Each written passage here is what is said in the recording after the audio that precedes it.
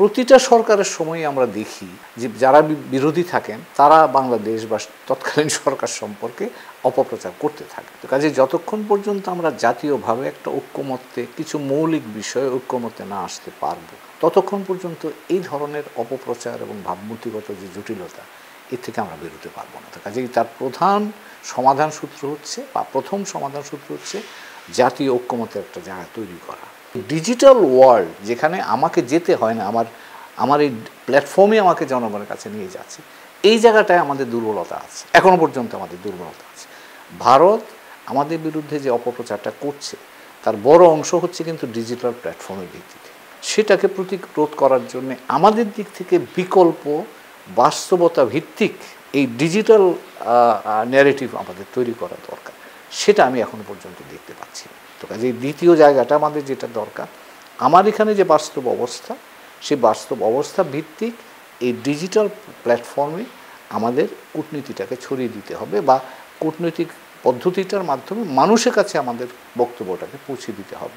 এবং সেটা যদি আমরা করতে পারি তাহলে যারা অপপ্রচার করছে, দেশের ভাবমূর্তি নষ্ট করার জন্য চেষ্টা করছে, তার বিকল্প হিসাবে আপনি উপস্থিত থাকতে পারবেন। তো কাজে সেখানে মানুষের জন্য অপশান থাকবে যেটা বাংলাদেশের বাস্তব চেহারা, এটা অপপ্রচারের চেহারা, জনগণ তখন সিদ্ধান্ত নিতে পারবে। তো এই কূটনীতিটাকে আমার ধারণা আমাদের কূটনৈতিক চেহারাটাকে আর একটু পরিবর্তন করা দরকার, আর একটু আধুনিকায়ন দরকার। এই জায়গাটায় আমার ধারণা আমরা এখনও যথেষ্ট সক্ষমতার পরিচয় দিতে পারছি না। কারণ আমরা তো 193টা দেশ জাতিসংঘের সদস্য রাষ্ট্র। তা আমরা অনেকের সাথে, প্রায় সবগুলোর সাথে আমাদের সম্পর্ক আছে, এবং সেটা তো কালকের সম্পর্ক না, পরশুর সম্পর্ক না, এটা দীর্ঘমেয়াদের সম্পর্ক।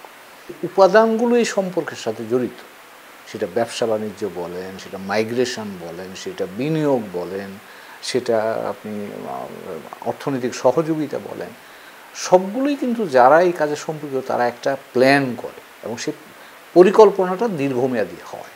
পক্ষে তাদের ধারণা যে একটা নির্বাচিত সরকার যদি থাকে তাহলে তারা 5 বছর ক্ষমতা থাকে, তা আমি 5 বছরের জন্য আমি প্ল্যান করতে পারি। এখন অন্তর্বর্তী সরকারের তো কোনো সময় নির্ধারিত নাই। অন্তর্বর্তী সরকার 1 বছরও থাকতে পারে, 3 বছরও থাকতে পারে, 1.5 বছরও থাকতে পারে। তো এই জায়গাটায় অন্তর্বর্তী সরকারের এই ডেফিনেশনের মধ্যে এক ধরনের আনসার্টেনিটি কাজ করে। সেই কারণেই আমাদের যারা সহযোগী বন্ধু, বাইরের যারা আমাদের বন্ধুরা আছে, তারা প্রেডিক্টেবিলিটির জন্যই তারা একটা গণতান্ত্রিক সরকারকে পছন্দ করে। এবং সেটা যদি হয় তখন আপনার সাথে ব্যবসা বাণিজ্য নিয়ে দীর্ঘমেয়াদে কথা বলতে পারে, বিনিয়োগ নিয়ে কথা বলতে পারে, আপনার অন্যান্য নীতিমালা যেগুলো সেগুলো নিয়ে কথাবার্তা বলতে পারে। অন্য দেশের রাজনৈতিক কর্মীরা তার দেশের দলের প্রতিনিধি হয়ে ওখানে রাজনীতি করেন বা করবার চেষ্টা করেন, আমার দৃষ্টিতে আসে না। কিন্তু আমরা সেটা ওখানে গিয়ে পুরোদমে করি এবং তাতে করে আমাদের ভাবমূর্তি ক্ষুণ্ণ হয়। কারণ একদল পক্ষে বলে আরেকদল বিপক্ষ বলে। তো বাইরে যারা আমার বন্ধুরা আছে তারা কনফিউজড হয়, এবং এটা আমাদের অভ্যন্তরীণ রাজনীতির একটা বড় ধরনের দুর্বলতা।